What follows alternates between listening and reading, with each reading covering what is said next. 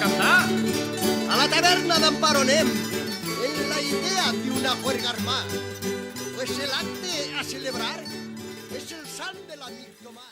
Avui així ja s'ha parlat de per què era renovació política, ja s'ha parlat d'agricultura, s'ha parlat d'assumptes socials, de mig ambient, d'educació, de cultura i un poquet també el que volem que siga en un futur renovació política. Jo us vaig a comentar un poquet per què fem este congrés, us vaig a comentar un poquet les idees que tenim, us vaig a comentar les propostes econòmiques que portem, les propostes que pensem que fa falta per a la regeneració democràtica, a on se situa renovació política, el nostre àmbit d'actuació i terminarem en un anàlisi del valencianisme polític, el seu present i el seu futur. Bé, molts de vostès es preguntaran per què realitzem este primer congrés un any després de la creació del partit. Fonamentalment són dues les raons. En primer lloc, i més important, perquè així ho diu els nostres estatuts.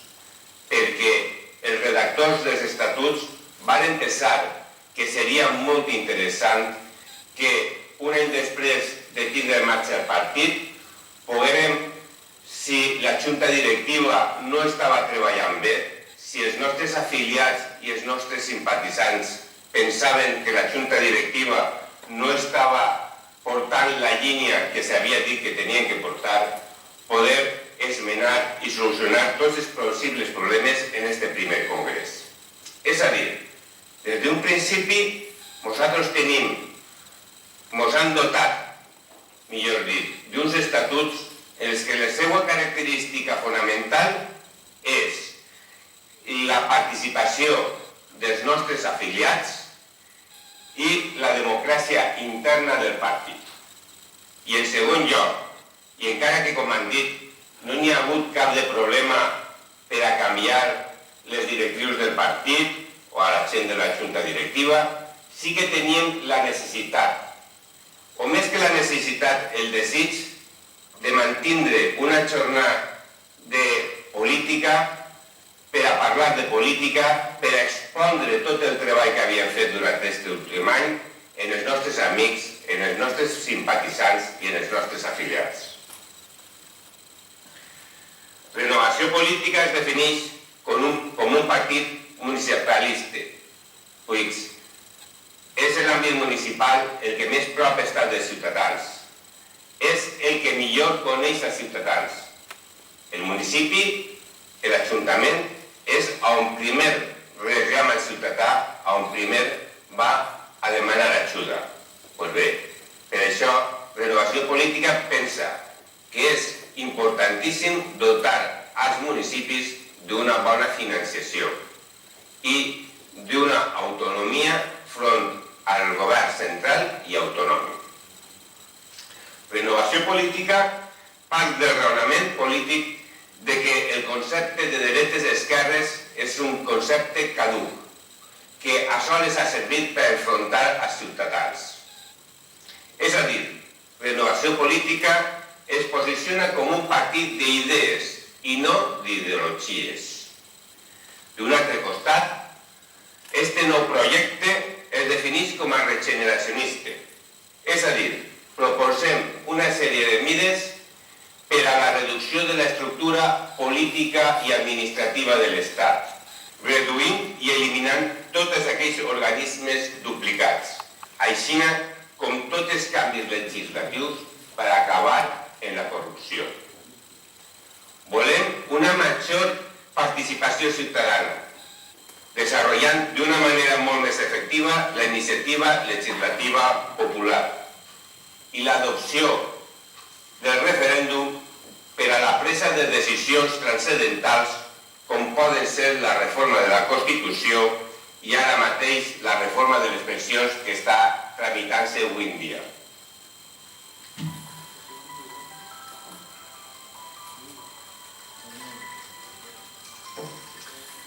Respecte a les propostes econòmiques, en Renovació Política proposem una sèrie de solucions que vaig enumerar, encara que, per desgràcia, no es poden explicar extensament per qüestió de temps. Tampoc és qüestió de tindre-vos així 2 hores més sentint-me a mi. Però que principalment volem establir, en primer lloc, reduir l'administració política de l'Estat i de les comunitats i la desaparició de les diputacions provincials. Òrgans estos que no són democràtics, doncs no han sigut elegits per els ciutadans, sinó per els membres del mateix partit polític en l'única finalitat de col·locar els seus amics i els seus familiars.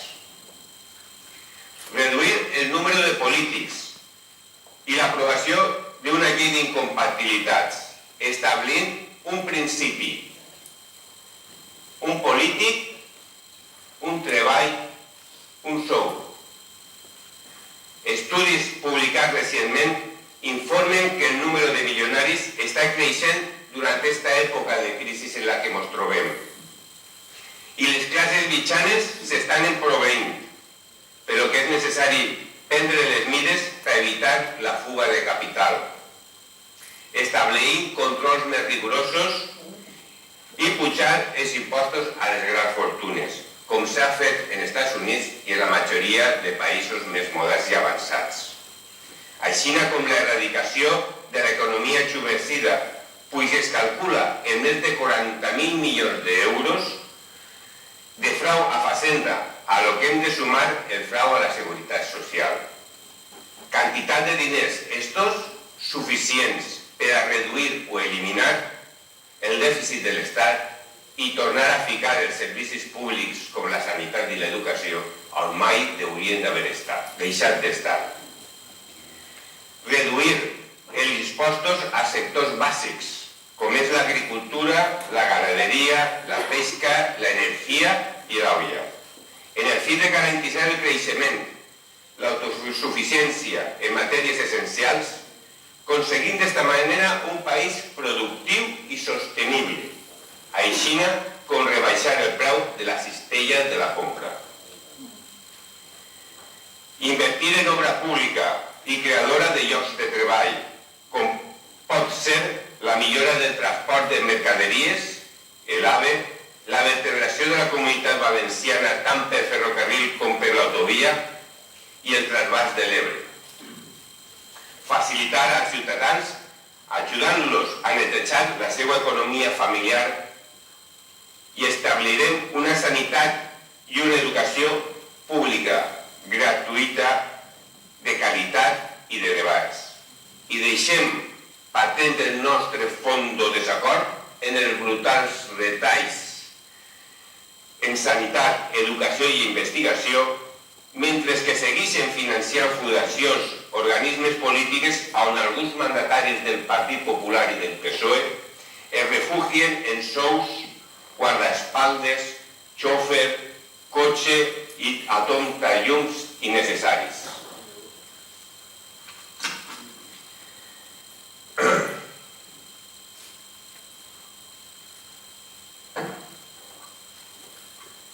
Lo cert és que efectivament vivim en un sistema democràtic, però com tots vostès poden veure, este sistema té més forats que un formatge gruyère. És per això que Renovació Política hem establit una sèrie de mesures per a la regeneració democràtica.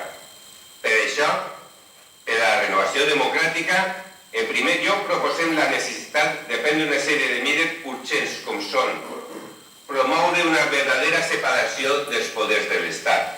I per això s'ha de prendre una sèrie de mesures com són implantar les llistes obertes.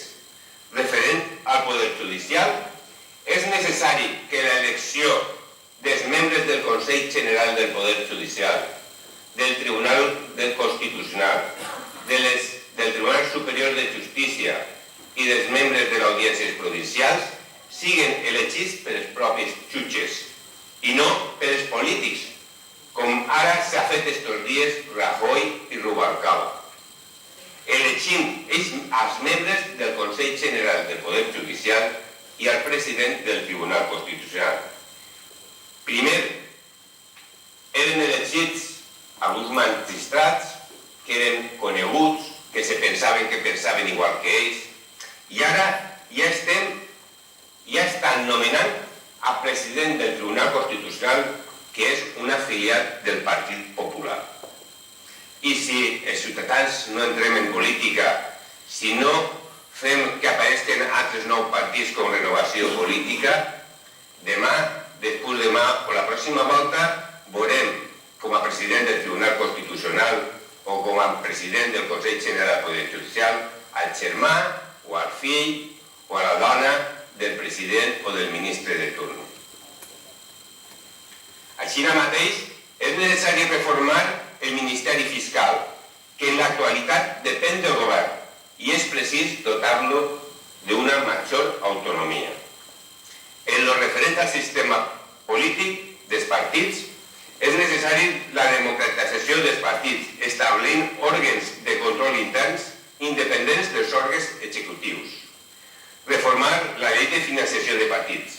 I no és prou dir que ara prohibeixen que les empreses financien els partits. Me dona igual.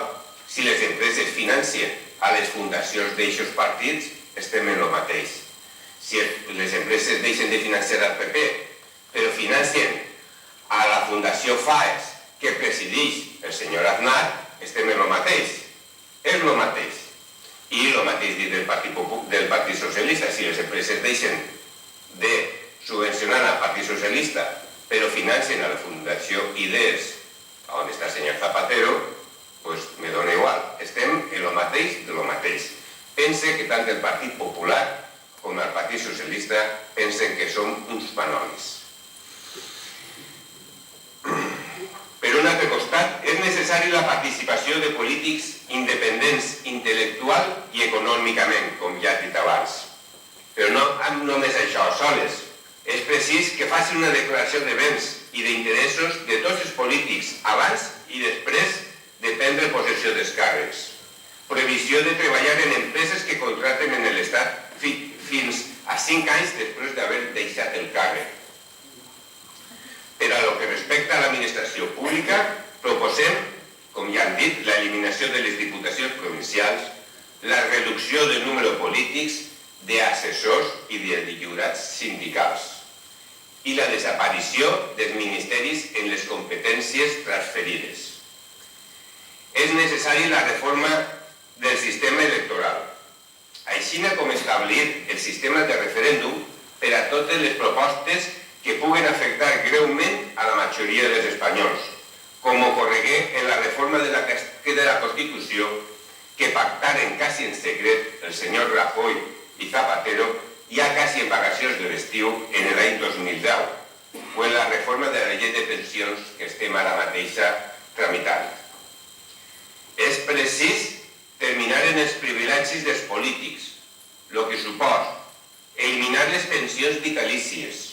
És a dir, els polítics deuen de tindre el mateix sistema de cotització de la Seguretat Social que el restant dels ciutadans, ni més ni menys. És certament que el càrrec no deu generar indemnitzacions, ni sous ni pensions que no generen treballadors. Els cotxes oficials s'utilitzaran únicament per actes públics oficials, no a les targetes de crèdits que tenen avui tots els polítics. Cada polític deu pagar-se el seu telèfon, internet, transport, garatge, cafeteria, restaurant, com el restant dels treballadors, i no com passa ara, que nosaltres estem pagant el restaurant i el menjar tots els dies als polítics de la Generalitat Valenciana. Els xòfers i els guardaespaldes s'utilitzaran únicament en actes públics i per als càrrecs que els necessiten. És precís fer una llei d'incompatibilitat i, per últim, és imprescindible reformar el Codi Penal, pues la impunitat parlamentària no significa impunitat. Per això és necessari realitzar una sèrie de canvis legislatius, com poden ser l'apertura del judici oral deu de supondre de forma obligatòria el cessament temporal e immediat del polític en qüestió, lo qual no vol dir que una volta estiga clar el juí i siga declarat innocent o no culpable, aquest home pugui recuperar el seu càrrec en tots els seus drets. L'increment de les penes per falsetat, suborn, prevaricació en el cas de que estiguen implicats càrrecs públics i polítics. Regular també la figura del corruptor i del col·laborador, així com d'aquelles persones que coneguen el delicte de tanta gravetat no ho fiquen en coneixement de les autoritats. En quant a l'àmbit d'actuació de renovació política,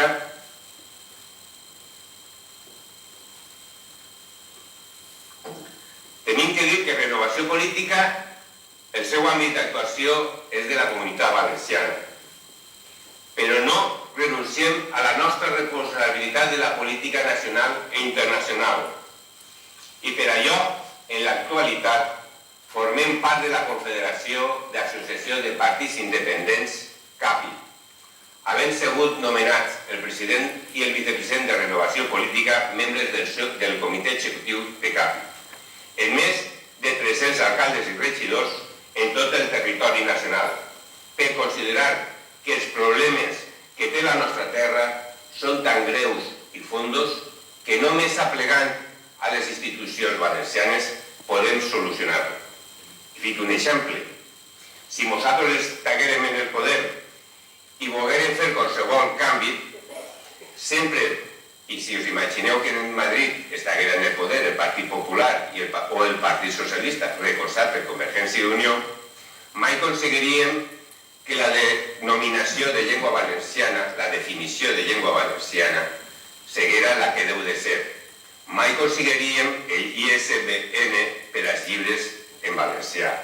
Mai aconseguiríem que en els programes informàtics i en les plataformes informàtiques se poguera llegir i entendre el valencià. I mai aconseguiríem que els llibres de text i de qualsevol altra forma de tot arreu, de tot el territori, parlaren del valencià com nosaltres volem que siga. Durant tot aquest temps hem pogut observar que en el restant de l'Estat no coneixen el problema dels valencians, el problema del catalanisme en el nostre històric regne de València. I ens preguntem, com anem a obtindre ajuda dels demés si no coneixen el nostre problema? No podem ni podem quedar-nos tancats, incomunicats en la nostra terra. Tenim que eixir i que la gent conega els nostres problemes. Renovació política té un any d'existència i avui podem dir en orgull que hem aconseguit una meta fins avui inalcançable. Que CAPI siga el primer partit polític d'àmbit nacional capaç d'arribar al govern de la nació en la qual consta en els seus estatuts una definició de la nostra llengua valenciana, redactada per un dels millors escriptors que té avui les lletres valencianes, en Joan Benet, Rodríguez i Manzanares, i que, si em permeten, vaig a llegir. Definició de llengua valenciana. La llengua desarrollada en les terres que segles més tard fora el regne de València, en substrats de diferents llengües, sent el llatí la llengua que més aportà al seu desenrotll, i que en temps prellaumins, durant la dominació musulmana de València, convisqué junt a l'àrab com a romanç valencià, sent llengua vehicular en els regnes taifes, sense que cap llengua del nord-est d'Espanya, creada en les primerinques del segle XX, intervinguera mai en el seu normal desenrotll, constituint la llengua pròpia de València, del Regne de València i de la Comunitat Valenciana, segons els diferents noms que ha tingut el Regne de València en els diferents estadis de la seva història.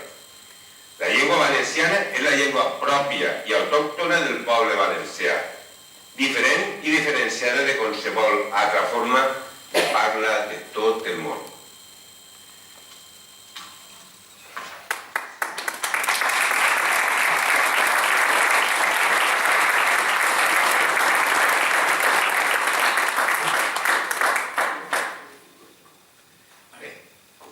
El valencianisme polític El valencianisme polític, per desgràcia, sempre s'ha forjat en èpoques de crisis i en remolc de situacions històriques i mai per pròpia iniciativa. Pues bé, és hora de canviar dita situació. És hora de que ens plantegem seriosament la necessitat de crear una plataforma política que treballi junt a les ja existents i que siga capaç de traçar les línies mestres d'una estratègia a llarg de termini de temps, no d'un partit, sinó en general, de la política valenciana a l'històric Regne de València.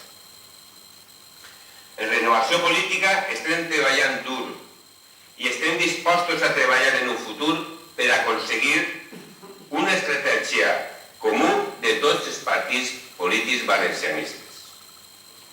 Fruit d'aquest treball són les conversacions que estem duent a terme en l'actualitat en algunes forces polítiques valencianistes, com és el cas d'Unió i d'Acció Nacionalista Valenciana, forces polítiques conegudes per tots vosaltres, així com en altres partits i altres partits municipals, i que esperem que pront siga molt més per aconseguir un consens, encara que siga de mínims, que ens permeta treballar a llarg plaç en una estratègia política per al nostre poble. A ningú se l'escapa que estem vivint la pitjor època de la història, la pitjor època de la nostra història, la pitjor època de la història del nostre Regne de València. Pues a la pèrdua de la nostra llengua, que la tenim perduda, de la nostra cultura i el sistema financer, s'afegeix el fet que estem travessant una època de crisi econòmica i política, on una casta de polítics que tenen arraigats en el seu ADN la corrupció i que tenen com a únic objectiu el mantindre's en el poder, enriquint-se cada dia més i més i no treballant per la societat valenciana. En definitiva, ens trobem en els abords del segle XXI. Renovació Política naix per a donar esperança a les preocupacions i necessitats dels valencians. Renovació Política naix per a la necessitat de recuperar la nostra autoestima, la nostra personalitat, en tots els sentits, en el social, en el lingüístic, en el cultural, en el polític i en el econòmic. Per totes aquestes raons, amics, és per lo que demanem a tots un esforç que ens permeta dur a terme aquest projecte en plena llibertat i en totes les seues conseqüències, on la vostra participació activa és fonamental, perquè tots junts podem. Moltes gràcies a tots.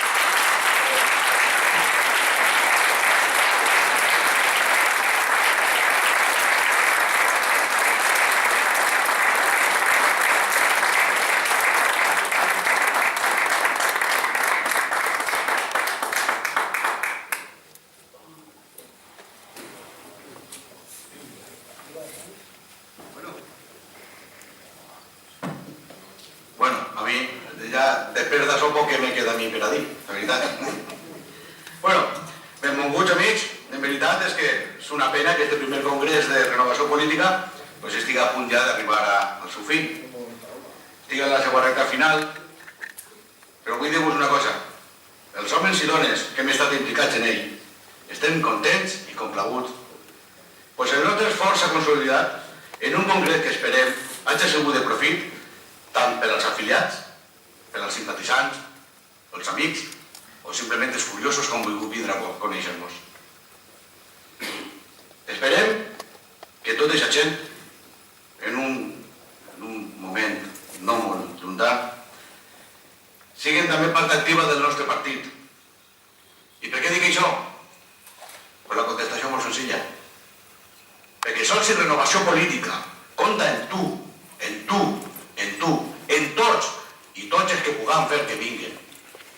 Sols aixina podrem arribar a ser la força número 1 del Regne de València i així poder llevar dels seus jocs a aquesta casta política que l'únic que fa és ser els enemics de la nostra terra.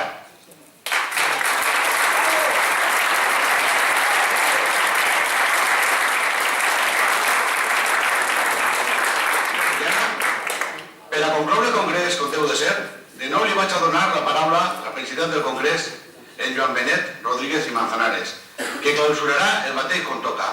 En acabar el seu Parlament, seguida cantarem tots en peu el nostre himne valencià. Però me va permetre, mestre, una llicència. Jo vull donar les gràcies a tots vostès per escoltar-nos i en particular als nostres ponents, que sé que han passat un mal rato. Com s'han donat compte, vostès no són professionals de la política, ni són professionals de les comunicacions, ni res, són persones normals. Entonces m'agradaria donar un fort aplaudiment a l'Esperança.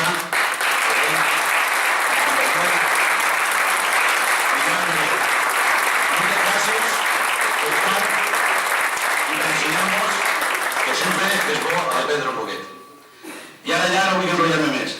Sols dir-vos una cosa. Visca València! Visca el Regne de València! Visca!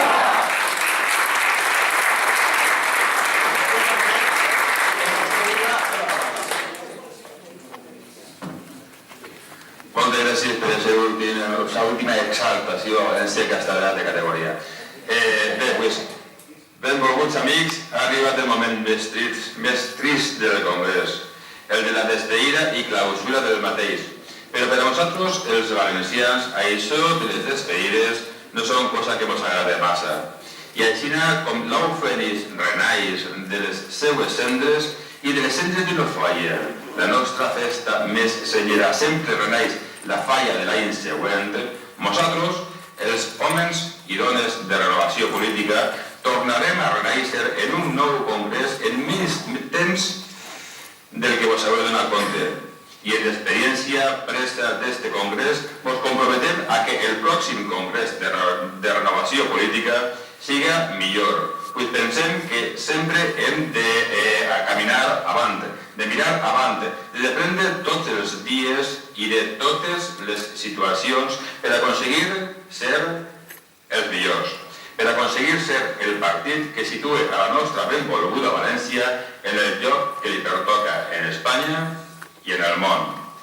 Ara hem arribat a un punt que és un bon moment per a donar les gràcies a les persones rellevants, associacions i partits que ens han acompanyat en este primer congrés de renovació política, recolzant el nostre projecte com un bon projecte de futur. Així que començaré per agrair en nom del partit la seva assistència i presència en este primer congrés de renovació política a les associacions següents. Grup d'Acció Valencianista, president en Manolo Latorre i Castillo. Círcul Cívic Valencià, president en Fernando Chiva.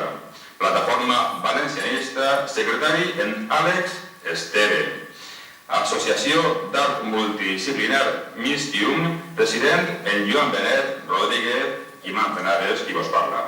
També vull agrair en nom del partit la presència i assistència en este primer congrés de renovació política als partits següents.